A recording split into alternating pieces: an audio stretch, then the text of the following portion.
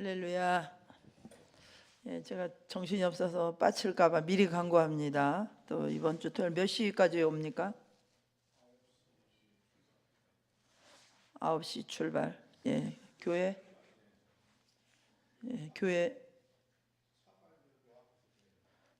인호센터 앞에. 네, 거기 아시죠? 9시까지랍니다. 신분증을 가지고 오셔야 뭐 어디 무료로 입장하신답니다. 참고해 주시기 바라고요.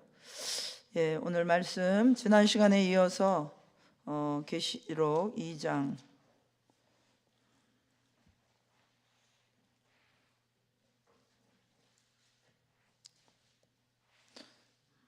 계시록 2장 8절로 11절 서머나교회에 이어서 말씀을 보겠습니다.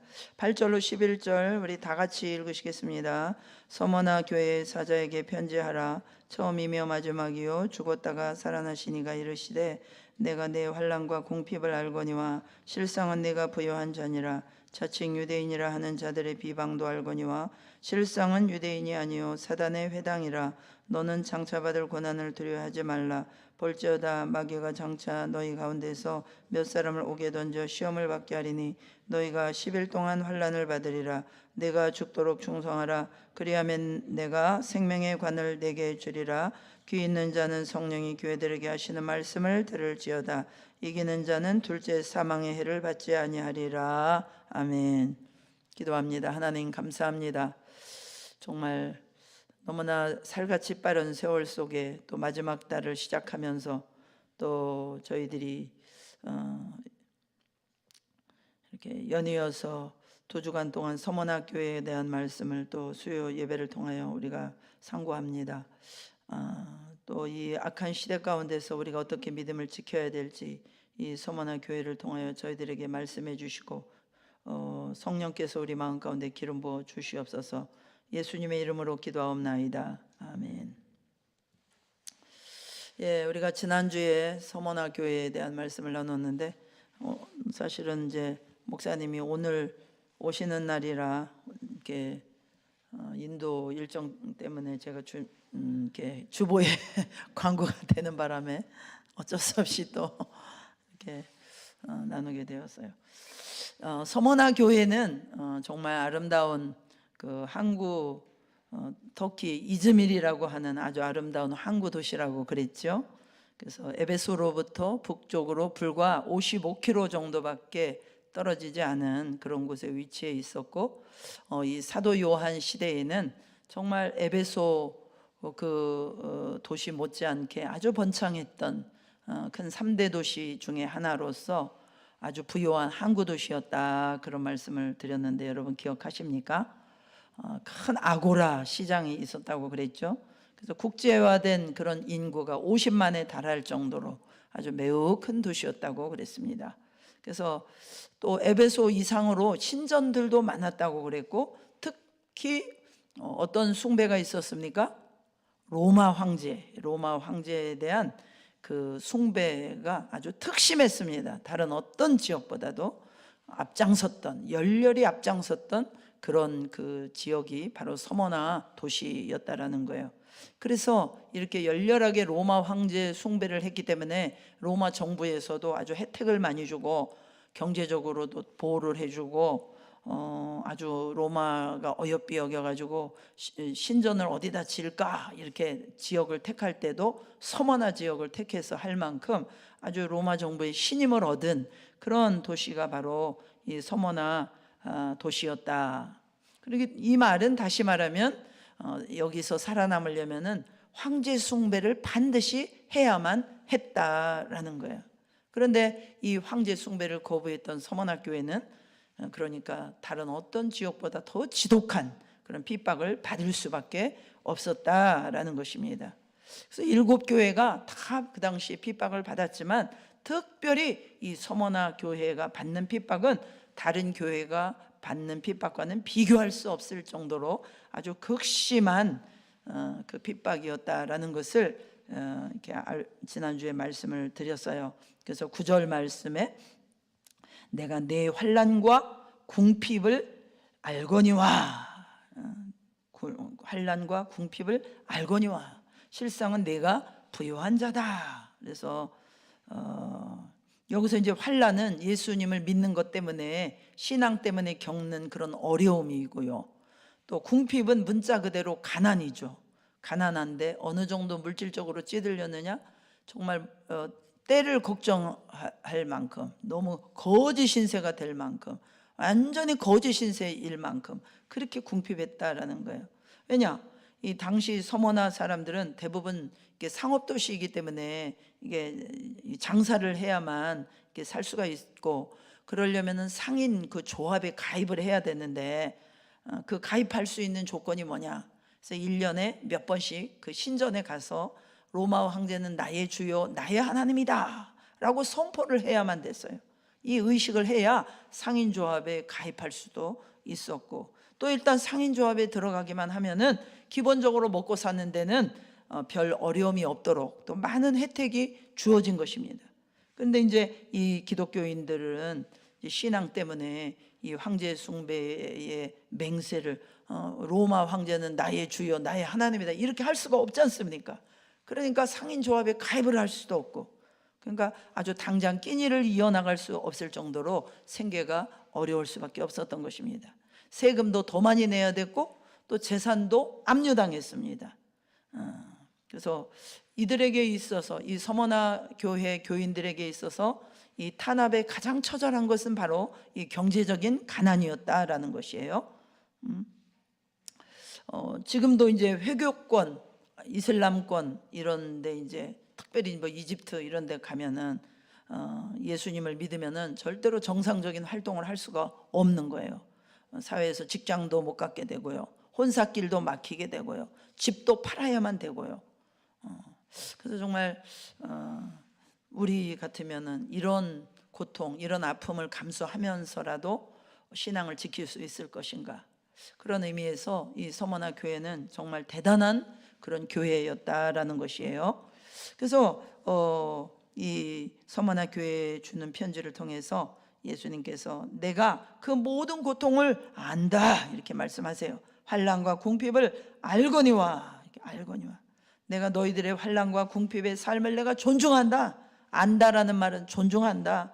내가 지금 보고 있다. 내가 주목하고 있다. 이렇게 서로를 이렇게 격려하고 간신히 지탱하고 있는, 버티고 있는 이 서머나 교회를 향해서 우리 예수님께서 지금 내가 다 안다. 네가 예수 때문에 궁핍한데, 그런데 내가 볼 때는 너희가 실상은 부유한 자다. 예수님께서 이렇게 말씀하시는 거예요. 이렇게 알아주시는 거예요. 이 말은 정말 믿음의 길을 가는 자만이 알아들을 수 있는 말이죠. 왜냐하면 지금 이렇게 찢어지도록 가난한데 우리가 실상은 네가 부유한 자다, 이 말을 어떻게 해석을 해야 되겠어요? 지금 내가 은행 계좌에 돈이 하나도 없는데 네가 그렇지만은 영원한 나라에서는 정말 주님을 붙잡음으로 말미암아 쌓아놓은 이 믿음의 그 은혜, 이 부가 얼마나 큰지 너는 지금은 잘 모른다. 이렇게 예수님이 말씀하시는 거잖아요. 히브리서 10장 32절로 33절에 보면 그랬어요. 전날에 너희가 빛을 받은 후에 고난의 큰 싸움을 견디어낸 것을 생각하라. 고난의 큰 싸움을 견디어낸 것을 생각하라. 33절, 혹은 비방과 환난으로서 사람에게 구경거리가 되고 혹은 이런 형편에 있는 자들과 사귀는 자가 되었으니 너희가 갇힌 자를 동정하고 너희 소유를 빼앗기는 것도 기쁘게 당한 것은 더 낫고 영구한 소유가 있는 줄 알미라. 그래서 이 당시 서머나 교인들도요, 예수님 믿기 때문에 멀쩡한 가게를 뺏기고 집을 압수당하고 감옥에 갇힌 형제 자매들과 친하다는 이유로 또 자기도 또 끌려가고 친하다는 이유로, 그래서 이런 일을 당하고도 견뎌낼 수 있었던 것은 영원한 천국의 부를 바라보기 때문이라는 것이에요. 그러니까 하나님께서 참 저도 그럴 때가 있는데, 하나님이 지금 손해보더라도 너 참으라 이렇게 말씀하는 게 아니고요, 너 손해보는 거 아니야. 진짜 보물이 너를 기다리고 있어. 라고 말씀을 하시는 거예요.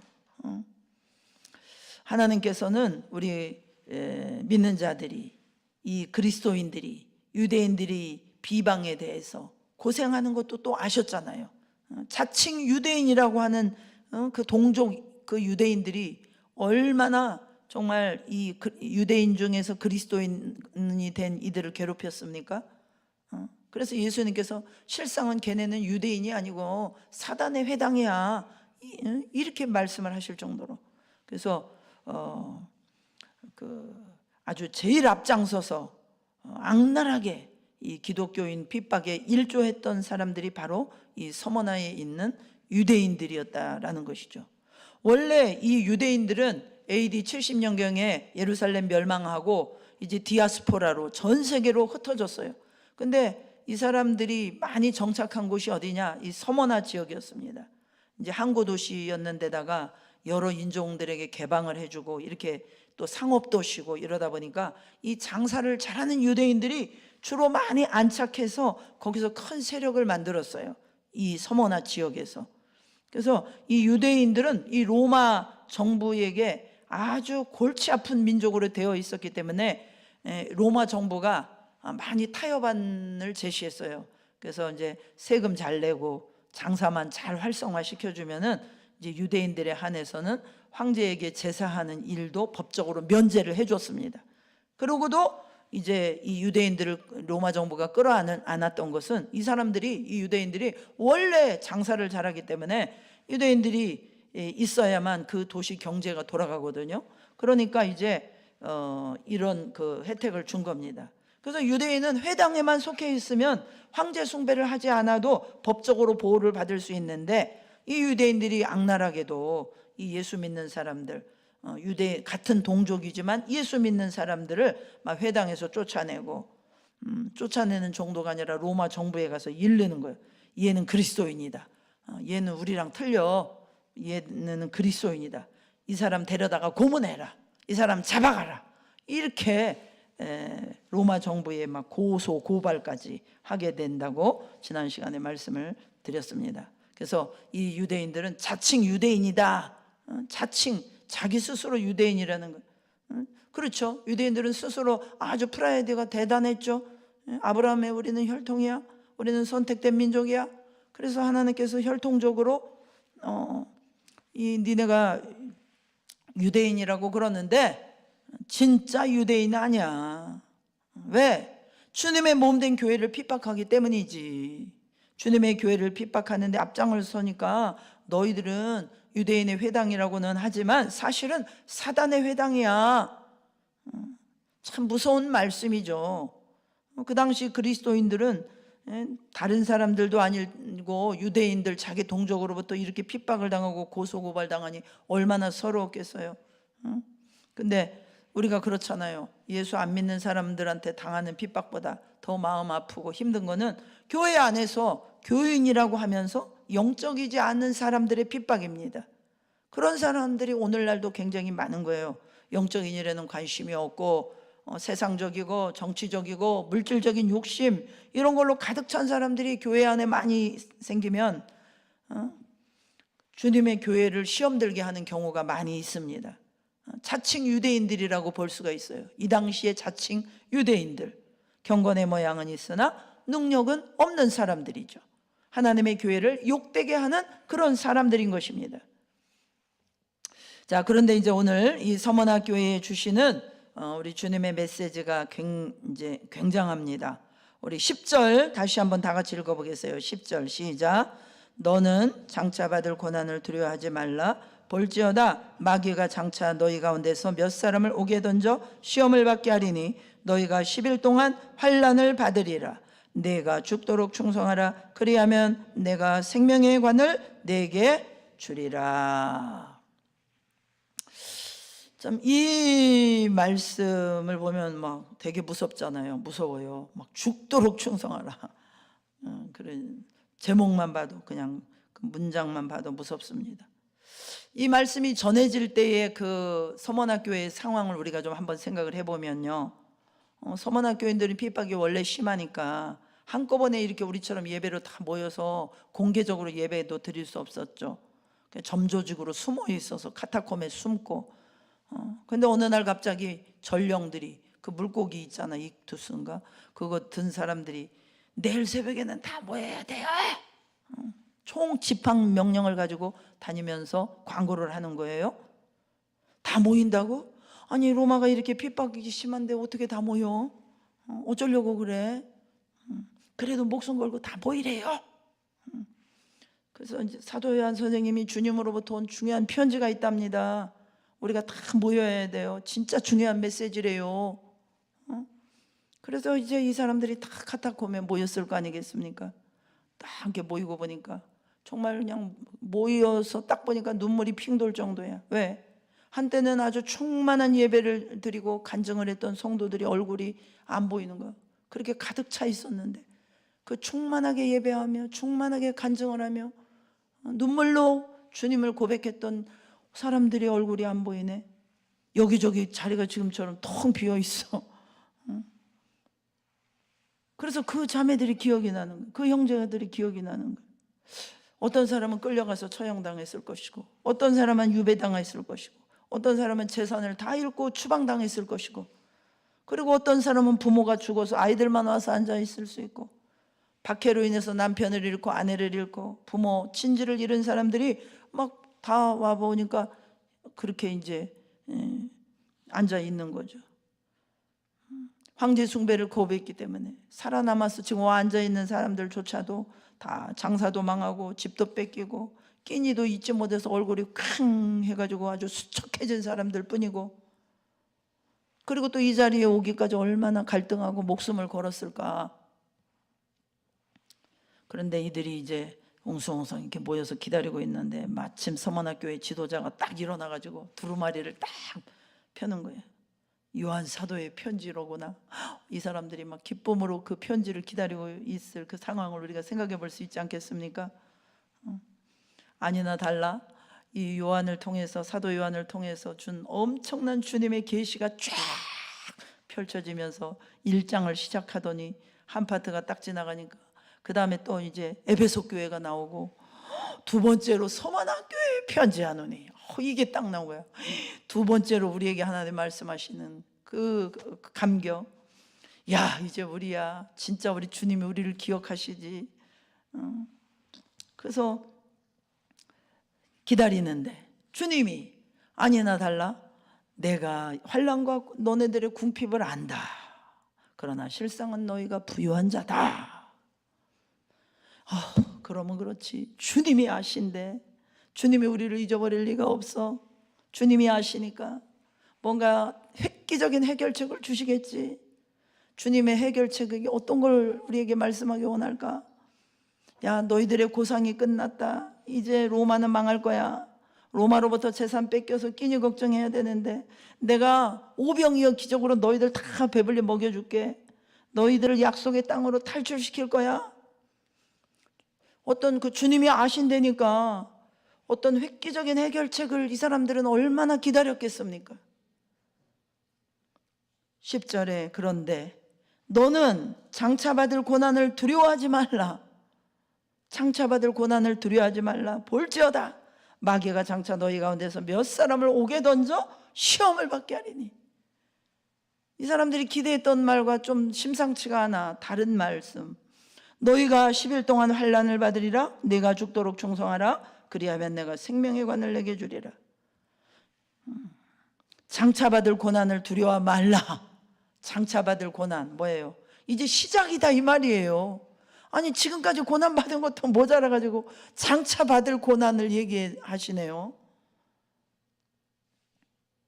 여기서요 이 말은 뭐냐면 죽을 힘을 다해 싸우라는 말이 아니라 진짜 죽을 것이다 이런 말이에요. 죽는 순간까지 갈 것이다. 아우 지금도 힘들어서 아주 기절하겠는데 이 정도가 아니라 이제 죽을 것이다 이렇게 말씀하시는 거예요. 이제 우리가 전쟁터에 나가서 적의 공격을 맞서서 하루 종일 치열하게 밥도 못 먹고 싸우던 병사가 막 부상을 당해가지고 지쳐 쓰러지기 일보 직전으로 돌아온 병사에게 사령관이 뭐라고 말해요? 많이 힘들었지. 그런데 어떡하니? 전투는 이제부터야. 이제부터야. 이제는 더 강한 적이 오는데 네가 그래도 나가서 싸워줘야 되겠어. 이번에 오는 적들은 이번보다 훨씬 더 강해. 그리고 너희 중에 지휘관급 몇 명이 더 죽을 거야. 많이 전사하게 될 텐데 그래도 죽을 때까지 버텨주길 바래. 이거나 똑같은 말이잖아요 지금. 그래서 참 야, 너 그동안 고생했으니까 이제 너 빠져라. 내가 신병을 보내주겠다. 이래줘야 되는데 가장 많이 고생한 사람한테 이제 더 이상 힘도 없이 탈진될 수밖에 없는 이 서머나 교회에게 이제부터 시작이야. 각오를 단단히 해라. 무슨 그 이슬람의 자살 특공대를 밀어붙이듯이 주님이 어떻게 사랑의 주님이 이런 말씀을 하실까? 여러분 그런 생각 안 드십니까? 제가 만약 서머나 교회 그 자리에 있었더라면 저는 막 엄청 화가 났을 것 같아요. 주님이 우리한테 어떻게 이럴 수가 있나? 도대체 다른 교회들도 있는데 왜 우리 교회만 고생하라는 건가? 이제 좀 빼주셔야 되는 거 아니야? 딴 교회도 있는데 딴 교회가 좀 하고 우리는 좀 부유함을 주셔야 되는 거 아니야? 그런데 여러분 여기서 이 시련의 영적인 의미를 우리가 잘 깨달아야 됩니다. 이 시점에서 이 서머나 교회는 정말 장기간의 그런 핍박과 가난과 비방을 겪었기 때문에 너무나 많이 지쳐 있어요. 그리고 더 무서운 거는 두려움에 사로잡혀 있어요. 그러니까 두려워 말라. 장차받을 고난을 두려워 말라. 이렇게 말씀하시잖아요. 그냥 톡 건드리면 신앙을 완전히 떠날 수도 있을 정도예요. 그런데 주님께서 어줍지 않은 그런 위로를 주시는 것이 아니라 새로운 전쟁을 선포하시는 거잖아요 지금. 야, 이제부터 진짜 전쟁을 시작할 텐데 이 전쟁은 이제 다른 방식으로 싸울 거야. 이때까지는 사실 이 서머나 교회는 인간적인 의지와 인간적인 결심으로 여기까지 버틴 거죠. 그러나 이제부터 주님이 새로운 전쟁을, 새로운 싸움을 선포하시면서 말씀하는 거예요. 두려워 말라. 장차받을 고난을 두려워하지 말라.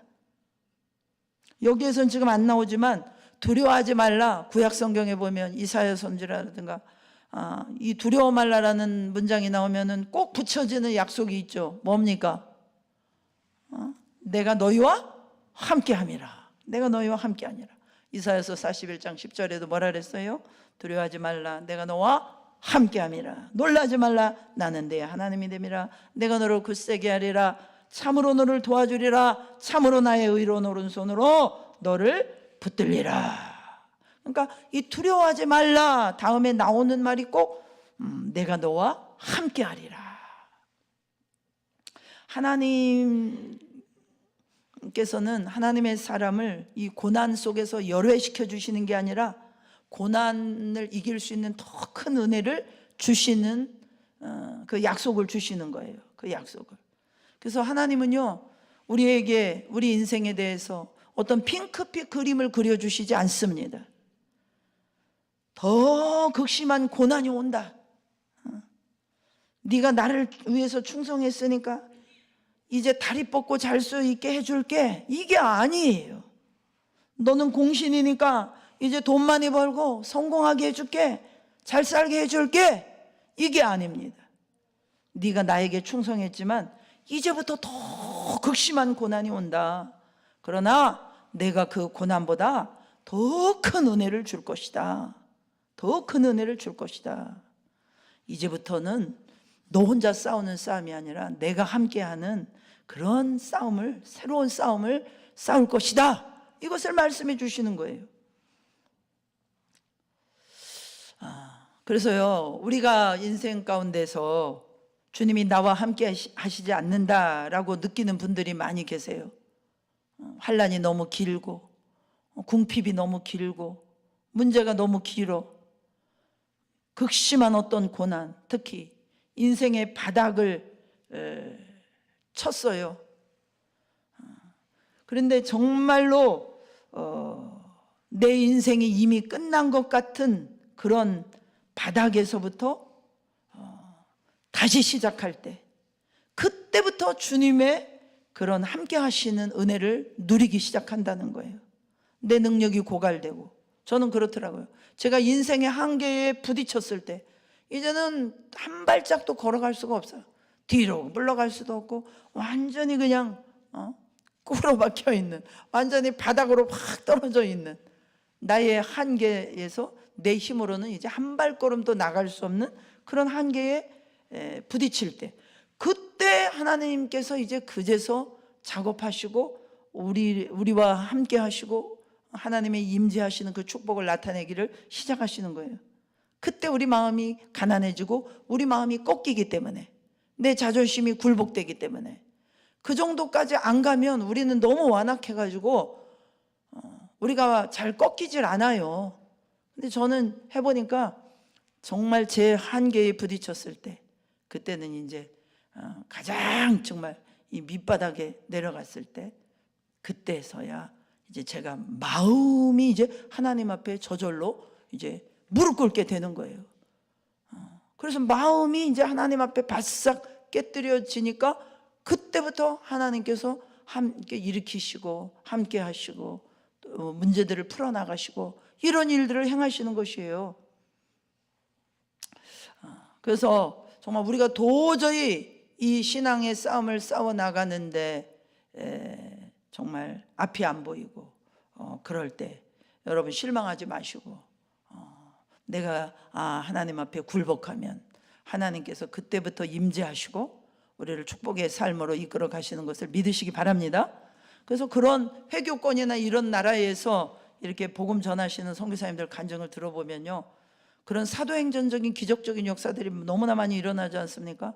막 마약, 저 남미 쪽엔 마약으로 막 그 마피아 막 그 갱 조직들이 막 기다리고 있어.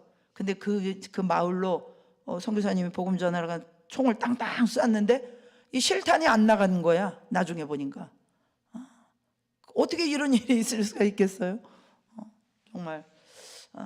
정말 이렇게 그런 주님이 바로 옆에 함께 계시고 있는 증거들. 어떤 사람은 또 정말 먹을 것이 없어. 그런데 어떤 사람이 문을 두드리면서 음식을 주고 가기도 하고 문에 걸어놓고 가기도 하고, 병원에 가려고 그래도 아파서 병원에 가려고 그래도 갈 수가 없는데 손을 얹어 기도하니까 별별 기적적인 역사들이 다 일어나고, 주님이 바로 옆에 함께 계신 것을 느끼게 해주는 것입니다. 우리가 주님과 함께 싸울 때, 주님과 함께 믿음의 길을 걸어갈 때. 그래서 저는 이 서머나교회에 그런 기적들이, 하나님께서 그런 기적들을 많이 베풀어 주실 것이라고 믿습니다. 하나님께서 이 극심한 환난 속에서도 두려워하지 말라 이렇게 말씀하실 때는 그만한 능력을 주시겠다는 거예요. 그 싸울 수 있는 그런 전투력을 주시겠다는 거 아닙니까? 우리가 어떻게 사단의 세력을 이길 수 있습니까? 사단의 세력을. 하나님께서 그러나 우리가 믿음의 이 선한 싸움을 싸우려고 주님을 의지하고 나간다면은 하나님께서 능히 어떤 강력한 세력이라도 이기게 해주실 줄로 믿습니다. 그리고 두 번째는 이 교회를 박해하는 이 배후 세력이 있다는 거예요. 볼지어다 마귀가 장차 너희 가운데 몇 사람을 옥에 던져 시험을 받게 한대요. 로마 정부가 너희들을 지금 이렇게 핍박하고 가두고 옥에 가두고 죽이는 게 아니라 뒤에서 누가 조정하고 있다? 마귀가 조정하고 있다. 유대인들이 비방하는 게 아니라 거기는 사탄의 회당이다. 사탄이 뒤에서 이 유대인들을 조정하고 있다. 오래전에 주님이 십자가에 못 박히던 그 시간부터 진짜 가해자는, 진짜 배후 세력은 로마가 아니고 로마 병정이 아니고 유대인이 아니고 사탄이다.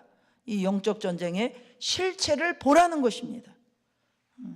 그래서 이 서머나교회 너희들을 향해서 퍼부어대고 있는 이 환란의 뒤에 사탄이 있다.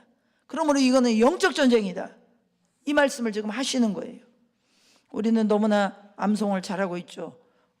에베소서 6장 11, 12절에 마귀의 간계를 능히 대적하기 위하여 하나님의 전신갑주를 입으라. 우리의 씨름은 혈과 육에 대해 상대하는 것이 아니요 통치자들과 권세들과 이 어둠의 세상 주관자들과 하늘에 있는 악의 영들을 상대함이라. 그래서 주님께서 지금 선한 싸움을 다 싸우고 피투성이가 돼가지고 쓰러지기 일보 직전에 있는 이 서머나 교회를 전쟁터에서 빼주지 않으시고 다시 한번 환난을 두려워하지 말고 죽기까지 충성하라고 이렇게 말씀하시는 이유가 있어요. 총사령관인 예수님의 마음에서 우리가 생각을 해야 되는 것입니다. 이 영적 전쟁의 맥락에서 생각을 해야 되는 거예요. 이 영적 전쟁의 맥락에서 이 서머나 교회는 바로 마귀가 두려워하는 영적인 요충지였다는 거예요. 이 작은 교회가 버티는 이것이 너무 중요했다는 거예요. 저는 이렇게 그 초등학교 다닐 때, 옛날은 국민학교죠. 이제 독서 경시대 해가지고 이제 뭐 삼국사기, 삼국유사, 뭐 강감찬, 뭐 이렇게 위인들 막 이 전기를 읽고 이제 가을에 1년 동안 그 공부를 이제 남아서 하고 가을에 이제 시험을 보러 가거든요. 학교 대표로. 그래서 이제 읽은 책 중에 뭐가 있냐면 이제 양만춘, 양만춘. 1500년 전 우리가 이렇게 시달리는 그런 많은 국난 중에서 이 당태종이 30만 대군을 이끌고 고구려를 침략한 적이 있어요. 역사에서 여러분 배우신 거 기억나십니까? 이 당태종은요, 침략을 이 어떤 그런 나라의 군주보다도 뛰어난 전략가였기 때문에 순식간에 요동성을 다 비롯한 고구려의 그 모든 성들을 다 무너뜨리면서 육군과 해군으로 막 압박해 들어왔어요. 그래서 막 만주벌판이 다 고립되고 이제 고구려가 이제 진짜 멸망의 위기까지 간 거거든요. 이때 이 당태종이 끝내 고구려를 점령하지 못하고 돌아간 딱 하나의 이유는 무엇입니까? 바로 이 안시성 싸움이었어요. 이 콩알만한 작은 성에 이 양만춘이라고 하는 성주가 식량이 떨어지고 무기가 떨어진 상황 속에서 고구려의 이제 후방의 지원군도 다 전멸되고 수십만 명에게 이 당태종이 포위되고 그런데도 막 끝까지 버텼기 때문에 결국은 이 당태종이 두 손을 들고 철수할 수밖에 없었잖아요. 그 당시 고구려 왕이 안시성에 보낸 그 양만춘 장군에게 보낸 편지를 보면은 주님이 서머나 교회에 보낸 편지랑 비슷해요. 얼마나 고통이 심하냐, 식량이 떨어지고 무기가 떨어지고 얼마나 힘드냐, 끝까지 잘해주길 바란다. 그들의 죽음에 이르는 그런 충성이 고구려를 지킬 것이다. 그래서 실제로 그대로 됐습니다. 그래서 영적인 전쟁터에서 우리 주님께서 이 서머나 교회를 그렇게 보셨던 거예요. 수많은 사단의 군대가 이 주님의 교회들을 막 무너뜨리고 있는 이런 상황 속에서 그 외로운 서머나 교회 하나가 이렇게 버티고 있는 이 영적인 파워가 마귀한테는 너무나도 무서웠던 거예요. 그래서 주님께서 그걸 보여주는 거예요. 야, 마귀가 얼마나 너희들을 무서워하는지 아냐? 이 처절한 싸움에서 주님께서 서머나 교회에게 예수님 때문에 재산 잃고 사랑하는 사람 잃어버리고 죽어가고 또 뭐 화형도 당한 순교자도 있고 그런 서머나 교회에 죽도록 충성하라라고 명령하실 때는 주님의 마음이 얼마나 아프셨을까? 주님의 눈에 아마 눈물이 고였지 않았겠어요? 서머나 교회를 다시 내보내는 그 심정이 마치 십자가에서 아들 예수 그리스도가 울부짖을 때 귀를 막아야 했던 그런 하나님 아버지의 심정이었지 않았을까? 그래도 끝까지 가야 되는 거예요. 끝까지 십자가 지셔야 되는 거예요. 우리 예수님께서 그 고독한 십자가를 끝까지 지셨기 때문에 사단의 권세가 부서지고 인류가 구원을 받게 된 줄로 믿습니다. 그렇듯이 이 7교회 중에서 이 서머나 교회가 싸우다 못해서 지치고 쓰러지기 일보 직전임에도 불구하고 이 서머나 교회가 버텨야만이 이 주님의 몸 된 교회가 장차 이 로마 제국을 무너뜨렸잖아요. 그리고 결국 이제 세계 복음화를 이룰 수 있는 이 지도를 우리 예수님은 이미 보고 계신 거죠, 이 청사진을.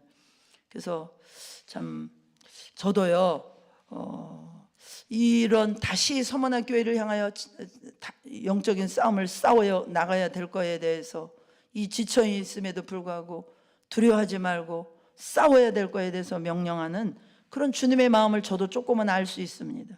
제가 목회 사역을 하면서 야, 이분은 정말 사역을 너무나 많이 하고 있고 이 부서도 맡고 있고 이것도 하고 있고 이제 더 이상 미안해서 부탁을 못 하겠어요.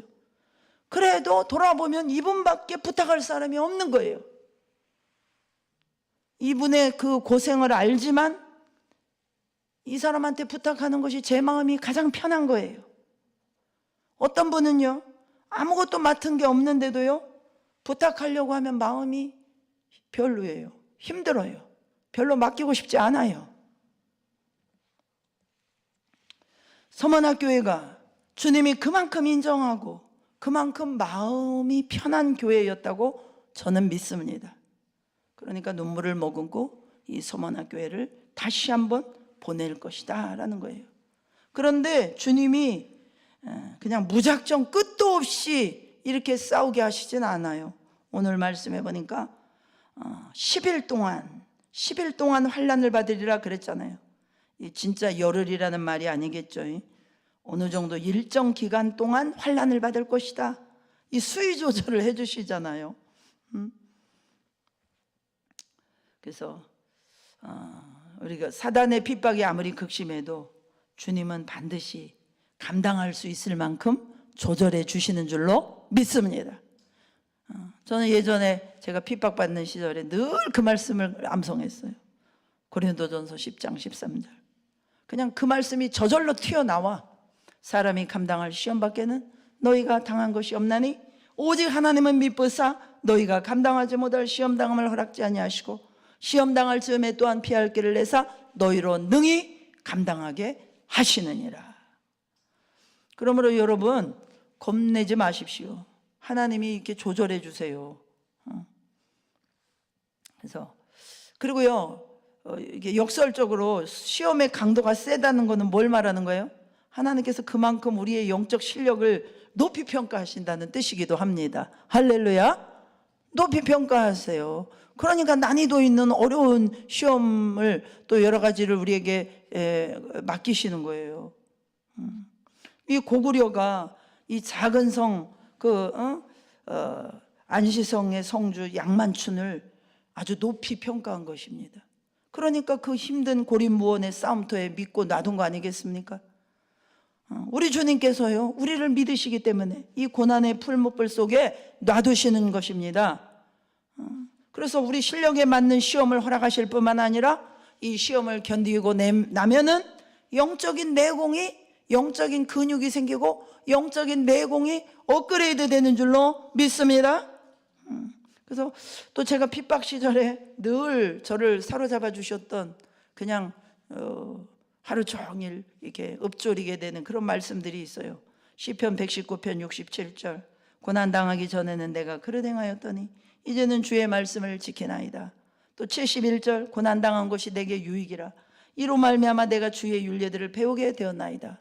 어떤 이유든지 이런저런 일로 인해서 경제적인 어려움, 이런저런 관계의 어려움 이런 거 겪다 보니까 그런 것들을 통해서 내 또 보이지 않았던 나의 고집이 부서지기도 하고 나의 이기심이 깨지기도 하고 그래서 정말 어떤 내가 잘해서 받았든 복음 때문에 받았든 고난당하는 것은 다 우리에게 유익돼. 할렐루야.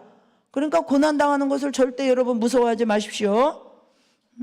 그래서 말로 다 할 수 없는 그런 고난이 있었지만 이런 고난이 얼마나 나에게 큰 이익이 되었고 주님의 윤리를 배우게 되었는지 정말로 이 말씀이 그 환난 속에 있으면서도 막 제 마음 가운데 너무 막 기쁨이 되는 거야. 그렇지. 참 이 고난이 아니었으면은 내가 얼마나 교만했을까? 내가 과연 이렇게 기도할 수 있었을까? 내가 이렇게 말씀 앞에 간절하게 나아갈 수 있었을까? 막 그 주님 앞에 더 나아갈 수 있게 된 그것이 막 마음의 기쁨이 됐어요. 그리고 이 시험과 핍박은요 우리에게 또 새로운 능력을 주기도 하고요. 또 새로운 정결함을 줍니다. 우리가 잘 아는 말씀 욥기서 23장 10절처럼 내가 가는 길을 오직 그가 아시나니 그가 나를 단련하신 후에는 내가 순금같이 되어 나오리라. 순금이라는 게 뭐예요? 불순물이 다 녹아 없어졌다는 거 아닙니까? 순금. 그래서 저는 저희 교회에 하나님께서 특별히 은혜를 주셔서 늘 회개할 마음을 부어주시고 회개의 말씀을 전하게 하시고 이러면서 제가 깨닫는 거 하나는, 하나님은 많은 교회들이 있고 집안에 큰 그릇이 있고 금그릇이 있고 은그릇이 있지만 어떤 그릇 쓰신다고요? 깨끗한 그릇, 순도가 아주 100% 그런 교회를 찾으시고 그런 사람을 찾으시는 줄로 믿으시기 바랍니다. 그래서 순도. 그래서 이렇게 큰 시련을 겪으면요, 이 불순물이 다 정리가 되게 돼 있어요. 인생의 거품이 다 빠집니다. 근데 그런 큰 시련을 겪어도 또 거품이 안 빠지는 그룹이 있더라고요. 그룹이 있어요. 제가 이제 아무튼 부끄럽지만 우리 목회자 그룹이 그런 것 같아요. 그래서 아무튼 제가 보니까 뭐 사업이 망했다거나 큰 병에 걸렸다거나 또 인생의 바닥을 치고 한번 이렇게 막 바닥을 치고 올라온 이런 사람들은요, 인생이 굉장히 심플합니다. 신앙생활이 아주 단순해져요. 거품이 없기 때문에. 이 환란의 풀무불을 통과하면요, 가짜 친구들은 다 도망가요. 그리고요, 아무리 이론적으로 가르치려고 해도 도무지 안 됐던 사람들이요, 이 시련의 풀무불을 통과하면은 그래도 또 이렇게 정리가 되고 이론이 깨지고 지식이 깨지고 교만이 깨지고 이제 정말로 이렇게 주님께 대한 믿음 안에 이렇게 한 발걸음 이렇게 들어와서 마음이 겸손해지고 하나님의 말씀이 심어지는 그런 그 역사가 또 있습니다. 그래서 이 서만학 교회에도요, 이 혹독한 시험을 치르면서요, 가짜 교인들은 다 도망갔어요. 진짜 이 서만학 교회에 지금 남아있는 사람들은요, 정예부대, 여러분들처럼 이 수요 예배 나온 사람들이 우리 교회 정예부대, 할렐루야. 진짜만 남는 거예요. 진짜만. 그래서 우리의 믿음 생활이 그런 것 같아요, 여러분. 우리가 이게 주님의 일을 하면서도요, 자신의 의지와 열심으로 이렇게 하면요, 반드시 한계가 있어요. 조금 환란이 오면 다 도망가요. 그런데 진짜들은요, 그 환란이 오면 그때부터 연락에 기도하고요, 연락에 충성하고요, 그때부터 불이 붙어요. 믿습니까? 그래서 이게 서머나 교인들이요, 이런 혹독한 핍박을 통과하면서 가짜들은 다 도망가고 이제 진짜만 조금 남았는데, 그리고 또 이 진짜 남은 교인들 안에도요, 이 세상적인 불순물이 다 녹아 없어지도록 하나님께서 이 환난과 궁핍을 통해서 이들을 순도, 아주 순금 믿음으로 세우시는 것입니다. 그래야 하나님이 임재하시고 하나님이 쓰시기 때문입니다. 그래서 참 한국 교회가 요즘 어렵잖아요. 제가 어떤 통계를 보니까 코로나 전에 850만에서 코로나 때 또 줄고 해서 250만이 코로나를 거치며 감소돼 가지고 지금은 550만이랍니다. 교회마다 다 힘들어합니다. 점점 이제 교회가 부흥이 되는 게 아니라 숫자가 감소하고 있어요. 무엇입니까? 저는 이런 기간들을 통해서 우리 한국교회 신앙의 거품이 빠지고 가짜들이 사라지고 진짜 순수한 믿음의 사람들이 이제 점점 마지막 때가 될수록 이런 진짜 순수한 순금 믿음의 사람들이 드러나는 때가 될 것을 저는 믿습니다. 그래서 우리 주님도 이 재련된, 이 불순물 빠진 이 서머나교회의 믿음을 아주 높이 평가하셨어요. 이 7교회 중에 빌라델비아 교회와 서머나교회 두 교회만 책망이 없고 칭찬만 하셨잖아요. 세상이 보기에는 정말 말할 수 없이 어려운 교회였지만 하나님 보시기에는 정말 건강한 교회, 부자 교회였던 거예요. 저와 여러분이 하나님 앞에 그런 평가받기를 축복합니다. 불순물이 다 제거된 순수한 신앙 가질 수 있기를 축복합니다. 그래서 이런 서머나 교회에게 주님께서 이 시련을 잘 견디면은 10절 끝에 내가 생명의 관을 내게 주리라 라고 약속을 하세요. 오늘 이렇게 본문에 보면은요, 죽음과 생명 막 이런 단어들이 등장하고요. 그러니까 이 서머나 교인들이 정말로 이 죽기 일보 직전까지 갔다는 걸 알 수 있잖아요. 죽음과 생명의 면류관, 죽었다가 살아나시니 막 이렇게. 그래서 아무튼 끝까지 아주 죽음의 끝까지 가 있는 참 이런 서머나 교회에 말씀하시는 거예요. 야, 최악의 상황인 죽음이 온다 할지라도 그 죽음보다 더한 영광이 너희를 이렇게 기다리고 있다. 생명의 면류관이 기다리고 있다. 8절에서 주님께서 자신을 서머나 교회에 소개하실 때 뭐라고 그랬다 그랬어요? 처음이요 마지막이다. 죽었다가 살아나시니다. 예수님이 자신을 그렇게 소개하셨죠. 이 서머나 교인들은 아우 이 고통이 언제 끝나? 아이고 두려워. 그런데 이 고통의 처음이자 마지막을 이 역사를 이 로마 정부가 끝날 것 같지 않아도 이 역사를 처음이요 마지막이다라는 얘기는 예수님이 주관하고 있다는 거예요. 걱정하지 말라는 거예요. 죽었다가 살아나신이라는 거예요. 우리 주님은. 이러다가 죽겠다. 아이고 어떡하지? 두려워. 그런다 할지라도, 죽는다 할지라도 두려워하지 말라. 내가 죽음을 이기고 부활했다. 그 부활의 능력으로 너희를 붙잡아 줄 것이다. 그런데 반대로 너희들을 지금 이 육체의 죽음으로 핍박하고 있는 이 로마 권세자들은 진짜 죽음의 무서움을 모르고 있다. 이렇게 주님이 말씀하시는 거예요. 11절 말씀 우리 같이 읽겠습니다. 시작. 귀 있는 자는 성령이 교회들에게 하시는 말씀을 들을지어다. 이기는 자는 둘째 사망의 해를 받지 아니하리라. 둘째 사망의 해를 받지 아니하리라. 이 둘째 사망이 무엇입니까? 요한계시록 20장 12절에 보면 또 내가 보니 죽은 자들이 큰 자나 작은 자나 그 보좌 앞에 서 있는데 책들이 펴있고 그 다른 책이 펴졌으니 곧 생명책이라.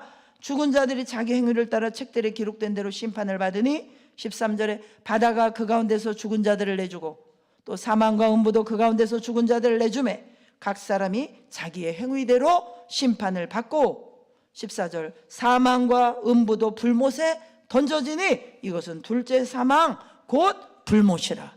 둘째 사망 곧 뭐라고요? 불못이라. 둘째 사망은 육신의 죽음이 아닌 거예요. 영혼의 죽음입니다. 하나님께서 이 최후 심판을 받을 영혼의 죽음이 이 로마 박해자들을 기다리고 있으니까 불쌍한 거는 너희들이 아니라 그들이라는 걸 알아야 된다는 것입니다. 그래서 그 10절에 내가 죽도록 충성하라, 이 말은 아주 충성을 세게 계속하라 이런 게 아니고요, 진짜 주님에게 충성했기 때문에 죽을지도 모른다.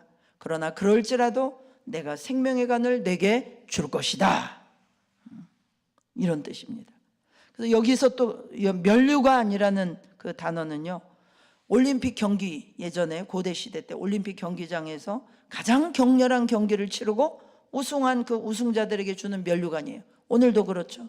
오늘날은 뭐 월계관을 주는 게 아니라 메달을 주죠.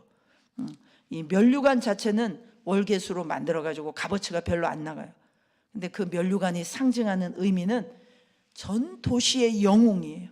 이 면류관을 가진 자는 모든 도시 사람들이 벌벌 떨고 두려워하고 존경하고 사랑하고 이 도시에서 영웅으로 평생 살아가는 겁니다. 천국에서 너희가 그럴 것이다. 생명의 면류관. 너희가 이 땅에서 환난을 당하고 어려움을 당하나 천국에서 너희가 생명의 면류관, 천국에 온 모든 사람들한테 막 존경을 받고 사랑을 받고 막 그냥 우리만 보면 벌벌 떨어. 우리가 그런 그 생명의 면류관을 꼭 받아야 될 줄로 믿습니다. 그렇게 된다는 거예요. 너희가 천국에서 그럴 것이라는 거예요, 이 서머나 교인들에게. 또 야고보서 1장 12절에도 시험을 참는 자는 복이 있나니 이는 시련을 견디어낸 자가 주께서 자기를 사랑하는 자들에게 약속하신 생명의 면류관. 여기에서도 또 생명의 면류관이 나와. 생명의 면류관을 얻을 것이기 때문이다. 그래서 하나님은 이런 시련을 견뎌낸 자들에게 천국에서 엄청난 상급을 준비하고 계십니다. 할렐루야. 그래서 여러분은 별로 이렇게 하나님이 주시는 상급을 기대도 안 하시고 무시하시고 막 별로야 별로. 그래서 뭐 이렇게 별로 사모하는 마음이 없으신데 저는 사모합니다. 이 땅에서 주는 그 어떤 상급과 비교할 바가 못 되는 그런 그 상급이 하늘에서 기다리고 있어요. 상급을 이게 상급을 바라보는 신앙, 이것이 얼마나 귀한 신앙인지 모르겠어요. 그래서 여러분 누가 부러우세요? 어떤 사람이 여러분 부러우십니까? 우리가 세상적인 눈으로 보면은 이 서머나 교인들은처럼 불쌍한 사람들이 없어요. 이 로마의 권세자들처럼 부러워할 사람도 없어요. 권세를 가졌잖아요. 그러나 영적인 눈으로 보면 거꾸로죠. 로마 권세자들처럼 불쌍한 사람 없습니다. 영적으로는 서머나 교인들처럼 영광스러운 사람들이 또 없습니다. 그래서 주님께서 오늘 이 말씀을 통해서 저희들에게도 이 서머나 교회에게 하신 말씀을 동일하게 하시고 싶어 하십니다. 영혼의 눈으로 너를 바라보고 나를 끝까지 쫓아오라. 끝까지 충성해라. 그리고 이 생명의 면류관은요, 최후 심판 때에만 받는 것이 아니에요. 우리가 살아가면서 어려운 과정을 잘 고통을 견디고 통과할 때 이거를 뚫고 돌파하면요, 그때마다 하나님이 주시는 믿음의 면류관이 있습니다. 우리를 영적으로 회복시켜 주시고 전혀 보지 못했던 영적인 세계가 확 열려가지고, 저는 그 열어주신 것 중에 가장 큰 보배가 뭐냐, 가장 큰 면류관이 뭐냐, 나부인 십자가 없이는 절대로 주님 앞에 갈 수 없다. 구원 없다. 저는 이 진리가 정말 얼마나 귀한지 모르겠어요. 제 평생에. 이게 정말 제가 이 돌파가 없었으면은 이 진리를 하나님이 먹여주실 수가 없어요. 이거는 지식으로, 머리로 아는 지식이 아닙니다. 성령이 비춰주셔가지고 속을 뻔했네. 나부인 십자가 없이는 하나님 앞에 나 너 모른다 이 소리 들을 뻔했네. 이게 정말 얼마나 크게 깨달아지던지요. 그래서 이 십자가의 복음, 이 회개의 복음이 목숨 걸고 누가 뭐라고 하든지 삐죽거리든지 말든지 상관없어요. 성령 하나님이 저에게 이렇게 부어주신 이 놀라운 면류관, 생명의 면류관과 같은 겁니다. 그래서 우리가 이렇게 보면, 야, 어떤 사람은 고난도 하나도 없이 굉장히 이렇게 은혜 가운데만 늘 가는 것 같은데요. 그런 법은 없어요, 세상에. 다 거치고 온 거예요, 거치고. 그래서 우리가 많은 분들이 주의 일을 하다가 인간적으로 힘들고 열심히 고갈되고 에너지가 고갈되고 이러면 아우 나는 이제 힘들어서 못하겠다. 그때 이제 정말 내가 주저앉을 때, 내가 모든 것을 이제 더 이상 나는 못 갑니다 할 때, 그때 주님이 도와주시는 거예요. 그때. 그래서 헬스클럽에 가면은 그 코치가 막 이걸 할 때 도저히 들 수가 없을 때, 그때 한 번 더 들게 막 코치가 하는 일이 그거잖아요. 이 사람이 도저히 들 수가 없어. 그때 이제 한 번 더 올리게 만드는 거예요. 그래야 근육이 생성된다고 합니다. 그러니까 그냥 깔짝깔짝하고 이제 그때 한 번 더 이렇게 못하는 사람은 평생 근육을 만들 수가 없어. 영적인 원리도 마찬가지예요, 여러분. 도저히 내가 이제 더 이상 포기, 한 발자국도 못 갈 때, 그때 한 번 더 하나님을 바라보시고 나가세요. 영적인 근육이 생기고, 그때부터 은혜가 오고, 그때부터 능력이 오고, 그 놀라우신 주님의 임재를 체험하게 될 줄로 믿습니다. 이거를 포기하니까 맨날 면류관이 없는 거예요. 우리의 삶 속에 생명의 면류관이 없는 것입니다.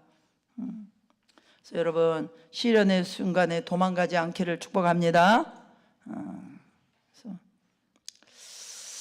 아무튼 오늘 이렇게 두서없이 말씀을 이렇게 전했는데 우리 교회가 또 이 시대를 보세요. 우리나라도 또 밤새 어려운 일들이 있었지 않습니까?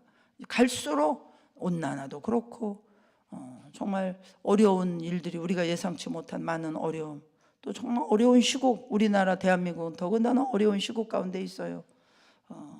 그렇지만 우리에게 주신 그런 지극히 작은 일이라 할지라도 우리가 끝까지 신실하게 최선을 다하는 것입니다. 그것이 남 보기에는 별일 아닐지라도 비교하지 마시고, 저는 그렇게 생각합니다. 하나님께서 우리 교회에는 많은 것을, 다른 교회보다 더 많은 것을 주셨다고 저는 믿어요. 그렇기 때문에 저는 옆에 교회 목사님이나 옆에 교회랑 비교하지 않습니다. 서머나 교회는 서머나 교회인 거예요. 우리 교회는 우리 교회인 거예요. 비교할 게 아닙니다. 우리가 충성해야 되는 척도는 하나님이 재고 계신 거예요. 그래서 또 제가 이제 뭐 우리가 교회 공동체 중에 기도 제목 중에 하나가 후임 목회자를 위해서 우리가 또 많이 기도하고 있습니다만, 우리가 기도하고 있는데도 불구하고 또 이렇게 여러 이렇게 말씀들이 많으시잖아요. 그런 그 말씀들을 들을 때 주님이 저한테 그러시는 거죠. 우리 말고 할 사람이 없으면은 우리가 하라는 뜻이에요. 하나님께서 보내주실 때까지는 우리가 인내하면서 너를 대체할 사람이 없으면은 너는 그 자리에 계속 있으라. 이게 하나님 뜻인 겁니다. 그냥 섣불리 경거망동하게 움직여서는 안 되는 거죠. 그냥 아무나 이렇게 할 수 있는 것이 아니잖아요. 특별히 어떤 때는 저는 막 이렇게 마음 같아서는, 인간적인 마음이 들 때는 아유 그냥 목사님 청빙 해가지고 스펙 뭐 대충 해가지고 뭐 우리 성도들이 고통을 당하든지 말든지 그냥 알아서 본인들 받는 복이니까 막 이렇게 막 인간적으로 하고 싶은 생각이 들 때도 있어요. 그런데도 주님이 이제 그러시는 거죠. 야, 그래도 너가 이 생명 살릴 사람은 너밖에 없어. 우리 서리자매가 지금 와 있잖아요. 그래서 아유 왜 서리자매가 이렇게 정말 중한 사람을, 제가 능력도 없고 실력도 없는데 왜 이런 중한 사람을, 아유 정말 능력 많은 막 치유 목회, 치유 사역 이렇게 전문 축사 사역 잘하시는 분한테 붙이시지, 나같이 능력도 없고 부족한 사람한테 붙였나. 매사에 후임자 문제도 그렇고 뭐 이렇게 누구를 하나님께서 붙이셔서 제가 기도를 해도 그렇고 뭐 합니까? 너밖에 없어. 맡겨줄 사람이 너밖에 없어. 설이 쟤 어디 있대? 제가 막 어디든지 쫓아가려고 그래서 쟤를 데리고, 설이자매를 데리고 축사를 잘하시는 목사님들을 막 쫓아가려고 그랬어요. 근데 주님이 그때 수요 예배 때 제가 말씀을 구했는데, 예배를 드리다가 하나님께서 말씀을 주시기를, 야 너밖에 없어. 저의 영혼을 살릴 자는 너밖에 없어. 정신병원에를 데려다가겠냐, 어디를 어떻게 하겠냐, 너밖에 없어. 서만화 교회를 향해서 주님이 그래도 내가 너희들한테 이렇게 맡기는 게 마음이 편해, 이렇게 말씀하셨던 것처럼 여러분이 이렇게 맡고 있는 중에 내가 없으면은 그냥 계속 내가 거기서 그 자리에서, 다른 사람 없으면 그 자리에서 여러분이 있으란 얘기예요. 믿으시기 바랍니다. 그래서